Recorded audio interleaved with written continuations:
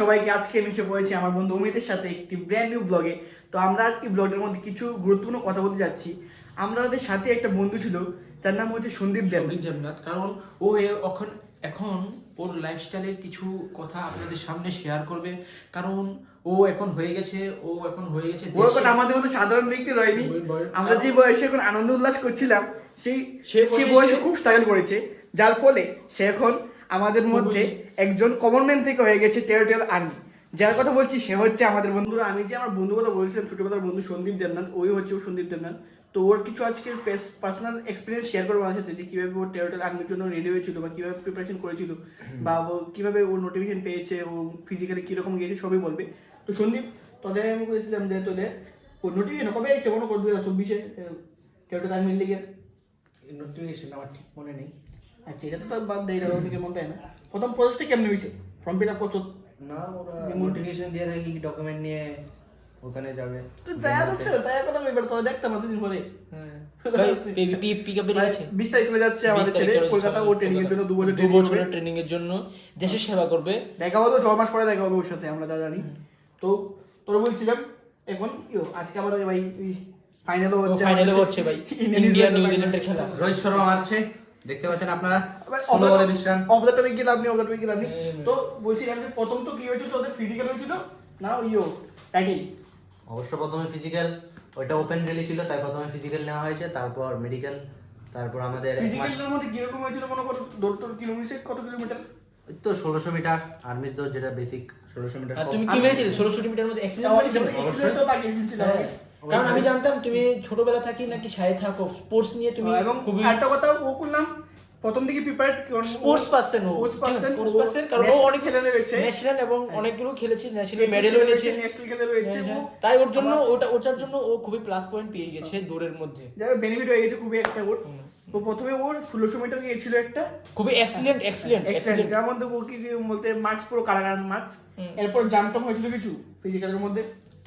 ওসব তো থাকবে, এসব কম্পালসারি। জাম্প থাকবে, সিন আপ থাকবে, তারপর এতটুকুই দৌড়, সিন আপ, মানে বেসিক লেভেল ছবি লাগে, বেসিক লেভেল। আর এটা কোয়ালিফিকেশন কিরকম মনে করো টেরিটোরিয়াল আর্মির জন্য? কোয়ালিফিকেশন এই তো 10th পাস, 10th 12। আচ্ছা, তারপর ফিজিক্যালের পরে ফিজিক্যালে কিরকম হয়েছিল? তাই মোটামুটি খুবই এটা মনে হয় সেফ ভাবে করা হয় না? যেহেতু আমি একজন স্পোর্টস পারসন, তাই সেই দিক দিয়ে আমার অ্যাডভান্টেজ ফিজিক্যালটা আমার খুবই ভালো গিয়েছিল। আমি ওখানে এক্সিলেন্ট, যেহেতু সবাই জানে যে ফিজিক্যালি 100 নাম্বার থাকে এবং আমি 100তে 100 পেয়েছি। ভাই খুবই ভালো, ওটার একটা আমার অ্যাডভান্টেজ আছে, তাই জন্য ভাই আজকে সরতে খেলাধুলা করি। ত্রিপুরা আমাদের ত্রিপুরা রাজ্য থেকে টেরিটোরিয়াল আর্মির জন্য মাত্র 7 জন কি 8 জন সিলেক্ট হয়েছে, ওর মধ্যে ও আছে, একজন আছে। পার্মানেন্ট চাকরি হয়ে গেছে ওর, খুবই ভালো। কোন ভাই ওর একটা ক্যারিয়ার হয়ে গেছে, ও করতে পারে ভাই। আরো কিছু আমার প্রশ্ন আসলো, যেমন তোর যে ওই পরীক্ষাটা গেছে, পরীক্ষাটা তো বলতে এবার একটু সহজ হয়েছে না কঠিন হয়েছে বলে? সব রকমের মতনই পরীক্ষা। যারা অগ্নিবীর ইন্টারভিউ দিয়েছে গত 2 বছর, তারা বলতে পারবে এক্সাম বিষয় একটা করে মানে খুবই সহজ হয়। টেরিটোরিয়াল আর্মি, অগ্নিবীর আর্মি একদম বেসিক কোয়েশ্চেন, একদম সহজ কোয়েশ্চেন। কিন্তু মোস্ট টাফ অগ্নিবীর টেরিটোরিয়াল আর্মির ভিতরে যে ডিফারেন্সটা, সেটা হচ্ছে যে মানে টেরিটোরিয়াল আর্মির ফিজিক্যালটা খুবই টাফ হয় অগ্নিবীরের কম্প্যারিজনে, এবং সেটাতে সিলেকশনেও খুব কড়াকড়ি। যেমন আমি যে আপনাদেরকে বলছি যে আমাদের ত্রিপুরা থেকে প্রায় 5-6 হাজার, অ্যারাউন্ড 5-6 হাজার মতন ছেলে গেছে, কিন্তু ওদের মধ্যে শুধু 6-7 জনের নাম এসেছে। খুবই লাকি ভাই। এক্সামের জন্য সিলেক্ট হয়েছিল মাত্র 60-65 জন। খুবই লাকি পারসন। আরেকটা প্রশ্ন ছিল যা আমার বলতে ভুলে গেছিলাম। এখানে মনে কর হাইট কিরকম দরকার হয়? হাইট বা মনে কর ওয়েট বা বুকের সাইজটা যেরকম রিকোয়ারমেন্ট থাকে, এসব একদম নর্মাল, এসব বেশি কিছু ফ্যাক্টর না। যারা হাইট এবং ওয়েট একদমই আপনাদের 50 কেজির উপরে তো হবেই সকলে, যারা 20 বছর 18 বছর, একদম নর্মাল। যদি আপনি সেই জিনিস নিয়ে প্রিপেয়ার হন, তাহলে এইসব হাইট, ওয়েট এসব বেশি কমন ফ্যাক্টর না। মনে কর মোটামুটি আগের মতো এটাও হয়েছে। তো মেইন প্রিপারেশন নিতে হবে তাহলে কোথার মধ্যে? ফিজিক্যালের জন্য সেটা খুবই টাফ। টেরিটোরিয়াল আর্মি ফিজিক্যালটা খুবই টাফ হয়। আমি আপনাদের বলছি যেটা মেইন হচ্ছে যে 1600 মিটার দৌড়টা খুবই টাফ হয়।